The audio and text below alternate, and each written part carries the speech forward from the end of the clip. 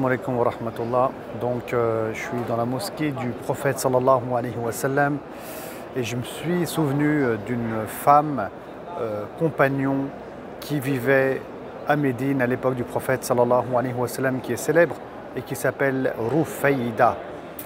Ah, Rufayda, masha'Allah, cette femme, lors de la bataille des coalisés, elle va porter les armes, elle sera sur le champ de bataille, elle va soigner les blessés, elle avait des compétences en chirurgie. Vraiment, c'était une femme puissante et savante. Et ce qui s'est passé lors de la bataille des coalisés, il y a un compagnon très célèbre, Saad ibn Mu'adh radiyallahu ta'ala anhu, qui va être touché par une flèche en fait.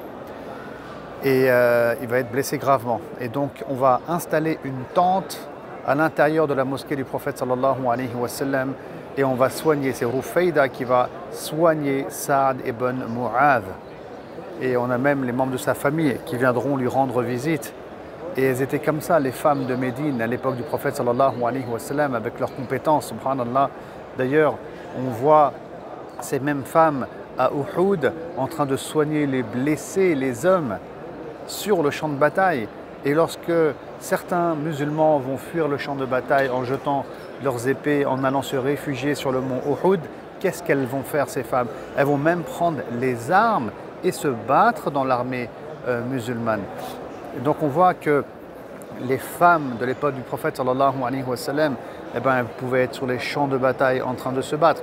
Elles pouvaient être à l'hôpital, l'hôpital on va dire modeste de l'époque, selon les moyens de l'époque, en train de soigner les blessés et à faire le khair avec ses bonnes intentions, à faire le bien pour avoir la récompense d'Allah subhanahu wa ta'ala. On pourra aussi parler du savoir des femmes comme Aïcha radiyallahu ta'ala anha, qui connaissait énormément de vers de poésie, qui connaissait le Coran par cœur, qui était très douée dans le domaine du droit musulman, une femme savante et intellectuelle.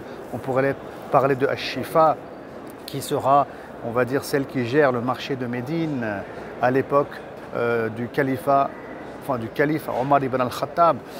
Quand on parle des femmes autour du prophète sallallahu alayhi wa sallam, on pourrait aussi parler de Khadija. Waouh, alors là, franchement, c'est une vidéo à part. Radiyallahu ta'ala anha.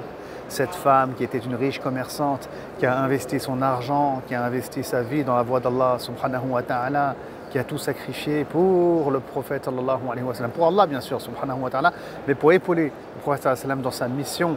Cette femme, elle était son bras droit de son vivant, même que le prophète sallallahu alayhi wa sallam, il a dit à son époque que la meilleure femme au ciel est Marie, Maryam, et la meilleure femme sur terre est Khadija. Donc, ici, un message aussi aux femmes, bien sûr, aux femmes de la communauté musulmane. Il va de soi que la femme musulmane, donc, elle est active, elle produit, elle construit, elle fait énormément de choses, elle est au service d'Allah subhanahu wa ta'ala, elle apporte vraiment du renouveau et du khair et du bien dans ce monde. Et ça, ce n'est pas le travail d'hommes uniquement. Non, même les femmes à l'époque du prophète sallallahu alayhi wa sallam était ainsi. Voilà, c'était un rappel que je souhaitais faire ici. Je me souvenais un peu de ces histoires avec Rufayda, subhanallah, et qui a soigné Mu'az, Saad ibn Mu'az, pardon. Et d'ailleurs, sachez même que pour l'enseignement ici, il sera donc permis de soigner des blessés et des malades au sein des mosquées. Et on a même des mosquées parfois dans le monde où on a un service hospitalier au sein de la mosquée pour respecter cette sunna du prophète Muhammad sallallahu alayhi wa sallam. Voilà, je vous dis à très bientôt, Inch'Allah ta'ala, pour une prochaine vidéo. Assalamu alaikum wa rahmatullah.